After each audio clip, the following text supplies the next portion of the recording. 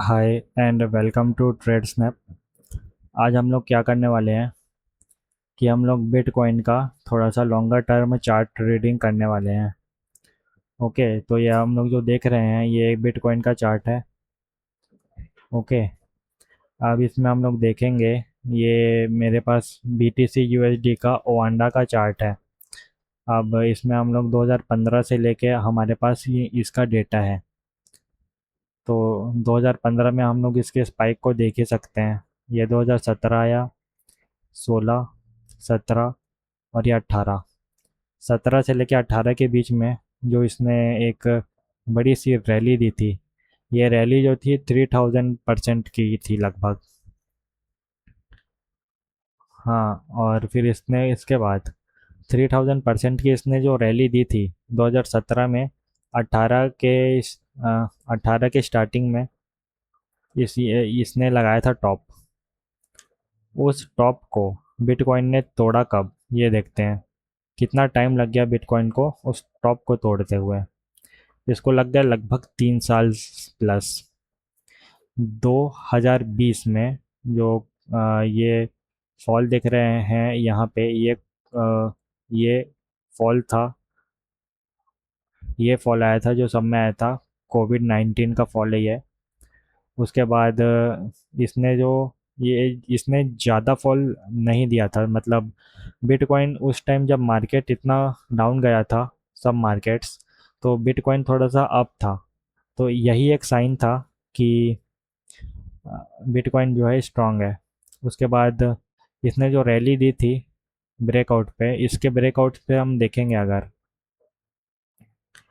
इस लेवल के ब्रेकआउट से जो रैली दी थी मार्केट ने, बिटकॉइन ने, ये 500% प्लस की रैली दी थी इसने। और फिर इसने जो रैली दी थी इसने जो रैली दी थी, इसका हाई लगाया था नवंबर 8 2021 में के वीक में। इसने हाई लगाया था। अब इसने हाई को तोड़ा कब, देखते हैं। यहाँ पे इसने तोड़ दिया था। ये 868 डेज की थी, मतलब वही 2.5 साल करीब की। और उसके बाद ये हाई में अच्छे से ब्रेकआउट नहीं दिया। ये लगभग मेरे को ये देख के लग रहा है कि 1 साल से कम समय में, थोड़ा 7-8 मंथ, ये एक रेंज में, एक रेंज बाउंड होकर ये चल रहा था। ओके, ये रेंज बाउंड होकर चल रहा था।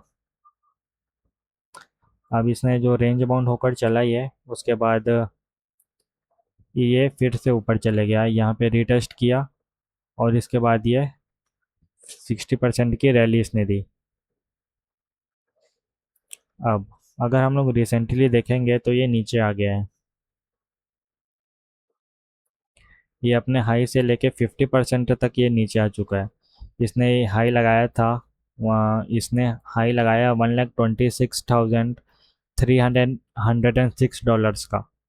और ये अभी 63,863 पे ट्रेड कर रहा है। दैट इज़ समवट 50% डाउन है बिटकॉइन, अभी 54% प्लस डाउन है बिटकॉइन। और अब हम लोग देखेंगे इसके थोड़ी सी डेली चार्ट पे कि क्या हो रहा है। बिटकॉइन इतना ज़्यादा वॉलेटाइल है कि मैं आप लोगों को एक दिन की इसकी कोई भी सी कैंडल ले लेते हैं, जैसे कि ये अक्टूबर 21 की 2025 की कैंडल है। ये एक इनडिसीजन कैंडल है, यहाँ पे हम लोग देख सकते हैं। पर इसने जो प्राइस मूवमेंट दी है ये 5.81% की दी है। ओके, अब ये देख लिया, ये इस दिन नवंबर 10 को मार्केट थोड़ा सा ऊपर गया है, पर इतना भी ज़्यादा ऊपर नहीं गया। और इसने जो रेंज कवर की है ये 4.63% की कवर की है। हम लोग जैसे कि सैटरडे संडे को भी बिटकॉइन ओपन रहता है। ओके, भले ही उस दिन ट्रेडिंग वॉल्यूम्स थोड़े से कम आते हैं, पर हम एक आध दिन सैटरडे संडे का की मूवमेंट देख लेते हैं। Tuesday, Wednesday, Thursday, Friday. इसमें हमको चार्ट शो नहीं कर रहा है ये वाला, पर मैं आप लोगों को अगर फ्यूचर्स BTC USDT दिखाता हूँ एक बार आप लोग को। यहाँ पे हम लोगों को शो कर देगा सैटरडे संडे का। सैटरडे की ये कैंडल बनी है इतनी छोटी। ओके। सैटरडे को भी अगर रेंज देखेंगे तो 0.5% का दे रहा है। संडे को देखो, और संडे को ये इसने ओपनिंग वाइट ओपनिंग दी है। इसने 1.19% ये इसकी रेंज थी। ये मैं आप लोगों को इसलिए दिखा रहा हूँ क्योंकि मैं ये बताना चाह रहा हूँ कि बिटकॉइन इतना ज़्यादा वॉलेटाइल है कि ये एक दिन में इसके लिए 3 से लेके 8 9%, 10% इसके लिए कुछ नहीं रहता बिटकॉइन के लिए। तो हम लोग इस चार्ट को देखते हैं फिर से। अब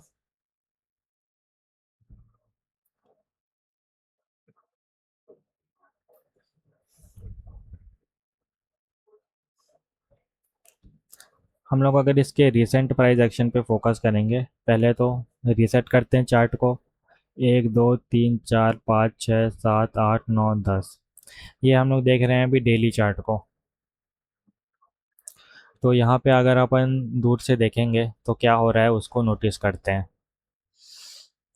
यहाँ से अगर मार्केट स्टार्ट होता है तो ये थोड़ा सा डाउन गया, उसके बाद ये अप ट्रेंड पकड़ लिया। Up trend up trend up trend, pull back लिया, ब्रेकआउट करने की कोशिश किया, फेल हो गया। ब्रेकआउट किया, पुल बैक लिया, ब्रेकआउट किया, अब ये नीचे आ गया, शेकआउट हुआ। अब ये इसने अपना अप ट्रेंड कंटिन्यू किया।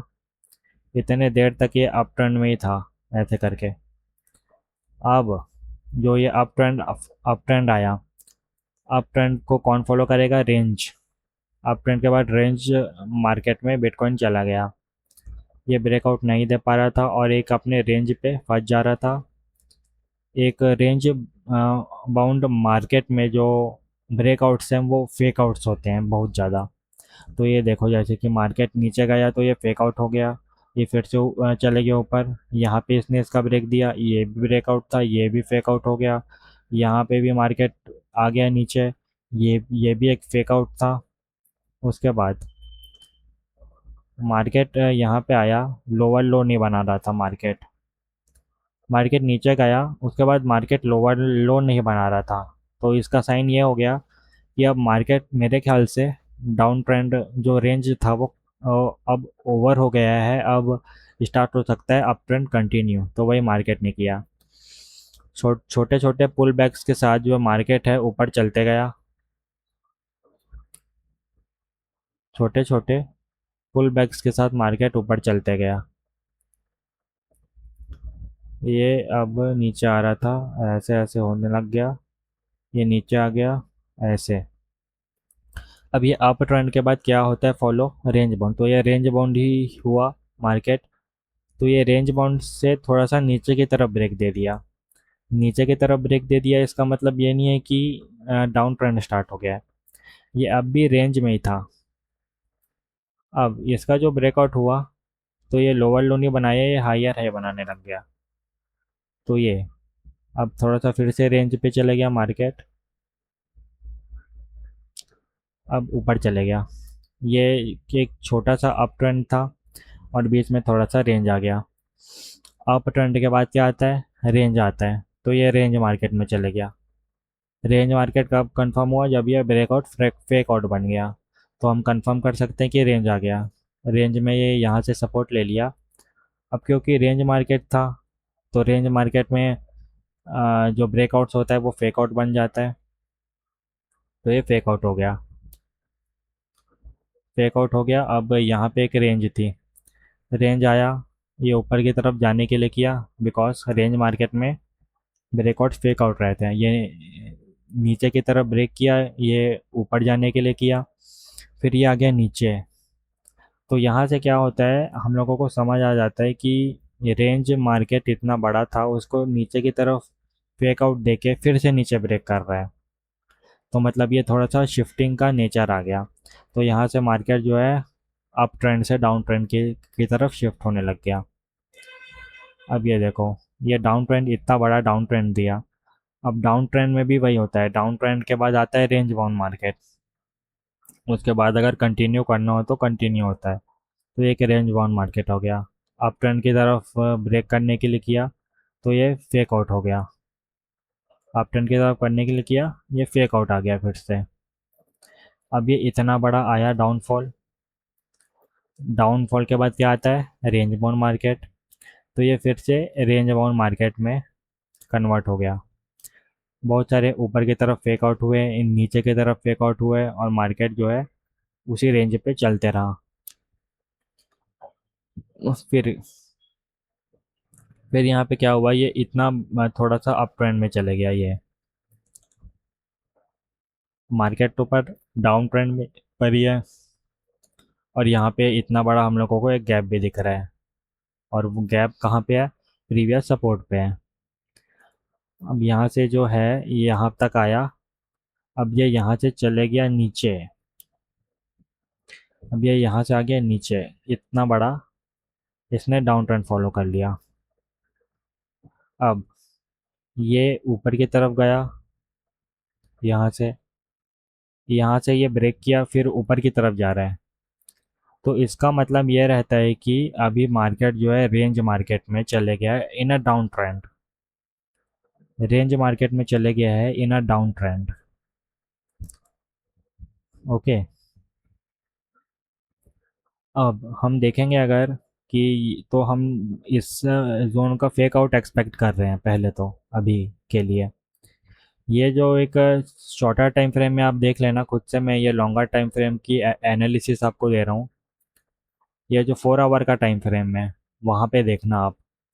यहाँ पे पहले तो हम लोग एक्सपेक्ट करेंगे कि इसका फेक आउट हो, फिर मार्केट उसके नीचे में ट्रेड करने लग गए, और उसके बाद टारगेट को यहाँ तक अपन देंगे।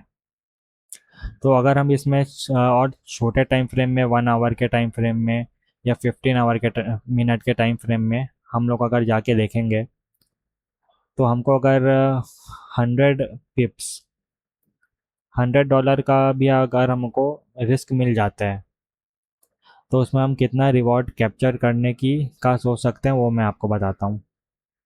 इसमें अगर हमको नीचे ट्रेड करने लग गया तो ये जो है $8,000 की ये अपने को मिल सकता है। चलो अगर हम लोग इसमें $200 भी कैप्चर कर लिया, ओके, अगर हम $200 का भी रिस्क ले लिया, तो 8,000 डिवाइडेड बाई 200 अगर अपन करेंगे, तो इसमें हम लोग को मिल जाएगा 1:40 की ट्रेड।